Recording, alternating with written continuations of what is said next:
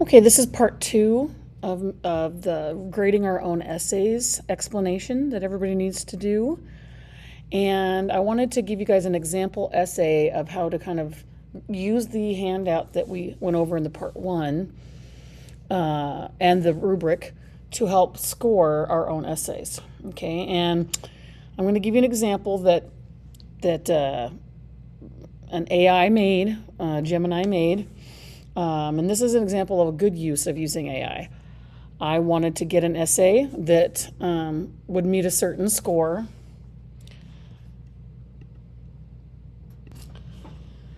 Right? I'm telling you, I'm being honest, that this is something that I did not write. And there are no essays that I have an example to give you. So I just asked the robot to make one for us to grade together. Okay, so we're going to pretend some student wrote this. And definitely wasn't me, and we're going to score it using both the handout to kind of guide the skills that the rubric is pointing at. Okay, because rubric can be a little hard to understand what I'm looking for, and I'm hoping that the handout will help you kind of think about the things as you grade to know within a point what your score might be. Okay, so let's look at the essay and look at the grading criteria and go through this. So the first part, of course, is the intro and the thesis. So let's look at the rubric first. You can see here, make this a little bigger also. All right, the difference between getting a point or not is, did they have a defensible thesis that provides an interpretation and establishes a line of reasoning that's towards the end of that cannot start the introductory paragraph, and it's organized with enough proper context and has a line of reasoning in it, okay? And then if you look at the handout, oops, let me unclick all those things from the other video. All right, we're looking for, is there a thesis? Is it in the right place? Is it defensible? Is it a position or is it a fact? Does it answer the question that's being asked? Does it have the line of reasoning, the reasons why? Does it have any score killers in it, right? Like, is it too neutral or wishy-washy, or is it falling into the mirror trap where it's just kind of repeating the prompt's language and saying yes or no, which might hurt you. So let's look at the intro and see what we think. All right. Oh, and the prompt. This one was from the prompt about, let me pull up the prompt actually real quick. So looking at the prompt that I put in the computer was the one about being, let's see, this first one here. The prompt was asking this one. In the fall, Jean-Baptiste Clements argues that human relationships are built on theatricality and performance. For example, he claims the following: I was always a double being, and that is why I was never able to love. I was a great actor, and I always looked at myself as if I were someone else. Write an essay in which you develop a position on whether maintaining a public persona is a necessary social tool or a fundamental betrayal of the self. Okay. So some of you wrote this, some of you didn't, but that's what it's being asked. So which one does it do and why? So here we go. In the world today, many people wonder if having a public persona is a good thing or a bad thing. Uh-oh, I'm already seeing dead words, good and bad thing. Jean-Baptiste Clements says that he was a double being and a great actor, which made him unable to love. So it's bringing in the prompt for context. That's good. While some people think you should always be your true self, using you, maintaining a public persona is a necessary social tool because it allows people to succeed in professional environments and it helps maintain peace in social situations. So what do you guys think? Does it get the point? Did it have a position, and does it have a line of reasoning? Yeah, it gets the point, right? Now, would I say the context was great? No, because of it's not getting the unicorn point yet, right? But it does have a position. It did answer the prompt. It does have a line of reasoning that can seek and guide the body paragraph. So we're going to give it that 1 point. Okay. So now we're going to go to the evidence and the reasoning here. So we need to see, is there specific evidence? Does it have the 1-to-2 ratio? Is it detailed or is it vague? Right? Is there sufficient evidence? Is it using strong language? Is there any counter argument, rebuttal? All those kinds of things. So let's look at this paragraph. Now, just skimming through this, do you see anything obviously wrong or not good about this? Put in the box what you think. All right, I'm already noticing it's pretty short. It's barely longer than the intro. This does not look good. Let's count the sentences. Okay. 1, 2, 3, 4, 5, 6. That's a little short. Uh-oh. So let's read it. To begin with, okay, nice transition. Having a public persona is necessary for your job. Okay, it's following the line of reasoning. That's good, but then it's got this you stuff. And it's a little brief, not really detailed. It was better when it said professional environments. That was a much stronger early way to word that. All right, but anyways, start again. So to begin with, having a public persona is necessary for your job. In a professional environment, okay, there it goes. You cannot always say exactly what you were thinking because you might get fired. Okay, fair point. But look at all that you. Oh, that's not very mature writing, is it? For example, if you have a boss that is very annoying or mean, you have to act like you like them so you can keep your job and get a promotion. Okay, fair enough. But I guess that is about being an actor, right? About faking that you like someone. You can't be fully honest with your thoughts. So it's on point. But okay, and then it says, if you were just your true self all the time, you would probably tell your boss that they're doing a bad job and then you would be unemployed. Okay, this seems like pretty vague it's that thing. If we look at the score sheet again, let's go down here. It talks about a score killer with hypothetical examples. Uh-oh. So let's say it's doing the say there was a person who did this. There's no specifics. It's not sticking to the chores using current events, history, outside knowledge, religion, economic science, sociology. It's not using any. It's not really using anything. It's very vague. It's not really about any specific event that could have, really added to this. It's feeling vague, right? It's not getting this one, and it's got the score killer. Oh no! All right. So let's go back. This shows. Oh no. That's a horrible phrase, that being an actor, like Clement says, is actually a helpful tool for the survival in the economy. Okay, without a persona, people would be too honest and business would not function well. Now, this is a great point. However, the evidence is real weak, right? And the analysis could use more too, right? Doesn't this seem pretty shallow so far, or vague, surface level? Yeah, uh-oh. So let's look at the second one, see if it gets any better.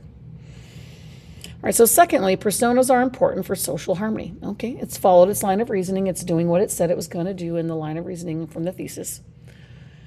Imagine if everyone, it's another imaginary scenario. Oh no. Imagine if everyone just said exactly what was on their mind all the time. So this sounds like the same point they just made, doesn't it? It's feeling repetitive. If you went to a party and told someone their outfit was ugly just because that was your honest opinion, you would lose friends. It's kind of the same argument, just saying lose job, lose friends.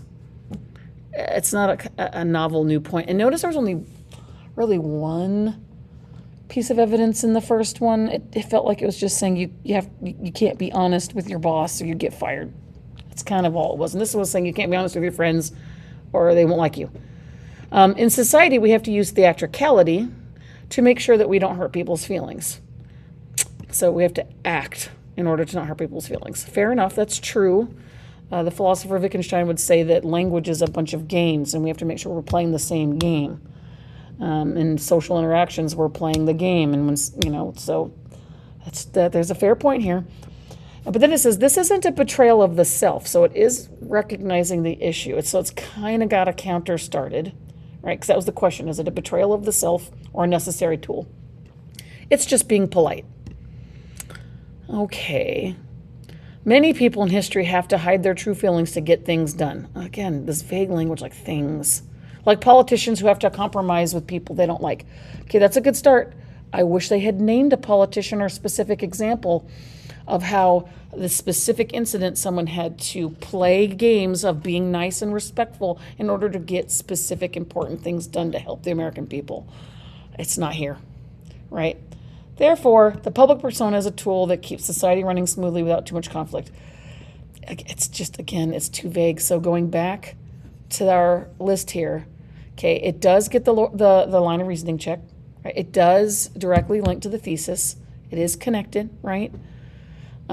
There are transitions, so that's helpful, but it doesn't have, it's got very little commentary and very little evidence. It's got the score killer of the vague book and the hypothetical examples. So what would you guys give this? And let's look again also at the rubric here. So remember, the passing line is right here between the 2 and the 3. Okay, so, but it looks at all of them. Does it have any evidence? Yes, so it's not a 0, right? But is it a 4? Heck no. Is it passing? What do you guys think? Or is it barely not passing, or is it really not passing? So let's look at the difference. It does provide evidence or examples relevant to the prompt. It's true, but has little to no commentary. Do you think it's a 1, or do you think it's provides evidence or examples relevant to the subject, right? Provides some commentary, but it's oversimplified, misinterprets, or misinterprets the cited information. What do you guys think? Is it just too small, or is it not enough? Being repetitive. What do you think? All right, I can see an argument for both, but it's just so vague. I'm giving this a 1. There's no real examples at all. I need more specifics to give it a 2 here. Maybe it's a 1 plus. It barely brings up a counter, but not really. There's no rebuttal to, I mean, kinda. It's just so surface level, right? We can see it's just not enough detail. Vagueness is the killer of your score. So, I mean, at best, this is a 3, and that's still not passing. But I would give it like a 2 plus, okay? And for sure, is it going to get the unicorn point for any of these things? I think we can tell immediately no. It's not vivid in its style, right? It barely talks about the larger issues. It's so vague, it's hard to imagine. Let's look at the checklist here to help us figure it out. Does it have nuance and complexity? Heck no. It's so surface level and basic. Does it connect to the broader context? A teeny bit, but again, the examples are so vague, it's hard to say. Vivid style? No. Absolutely not. It has a lot of pitfalls in its syntax and its diction. Effective rhetorical choices? No. Does it have a so what factor? A bit, you know. Does it have a binary argument where there's only one right answer? Pretty much. I mean, it does bring up, it just says it's not. It doesn't say why someone might think it's a betrayal. So I would say absolutely not. There's a binary argument here. It's just good. It didn't really give any meat about how being dishonest can actually harm your friends too. You need to be honest with your friends. There was nothing about the betrayal of self at all acknowledged. So And again, the syntax, it was so simple, so simplistic. Heck no. So no points on that. So I would have put in these boxes on, if this was my essay, a 1, because it did answer, it does have a position, it does say why, okay? And my justification for this would say too basic and vague to give it anything beyond a 1 or a 1.5 maybe, right? It's just too brief and too vague, and the language and syntax was just too simplistic. It didn't have the counter argument rebuttal, which is another reason why I could put here why it did not get a 3 or 4. There was no counter argument rebuttal, and it did not stick to the chores. It was very general, okay? So I hope, let's look at the conclusion though. In conclusion, oh goodness gracious, no. That's a no. Maintaining a public persona is a necessary social tool. It helps you in your career, and it helps you keep your friends. Okay. It didn't really build on its point and go deeper into that. It just kind of really briefly reiterates what I'd already said. Even though Clemence felt like a double being, most people need to be double beings to get through the day. Yeah, I really wish, but why? I mean, to get through the day, really? Do we really have to? There's no counter argument. People can't be polite and honest. I don't know, right? It's just too shallow, right? And it's got the death phrase in conclusion. So, yeah. Oh well. I mean, for a high school student writing that under the gun, no shame in that too. But it's a starting point. But that's what it gets. This would not be a passing essay. Okay, and so I would definitely give some advice on this one to that student to be specific. That would be my main feedback on my score sheet when I gave it to you. I could understand giving it maybe a 3, but I just think it's too vague. I would give this a total of a 2. All right. Let me know if you have any questions. I hope this modeling of grading the essay with that rubric and check sheet was helpful. Let me know if you have any questions in class. I'm here to help. Bye-bye.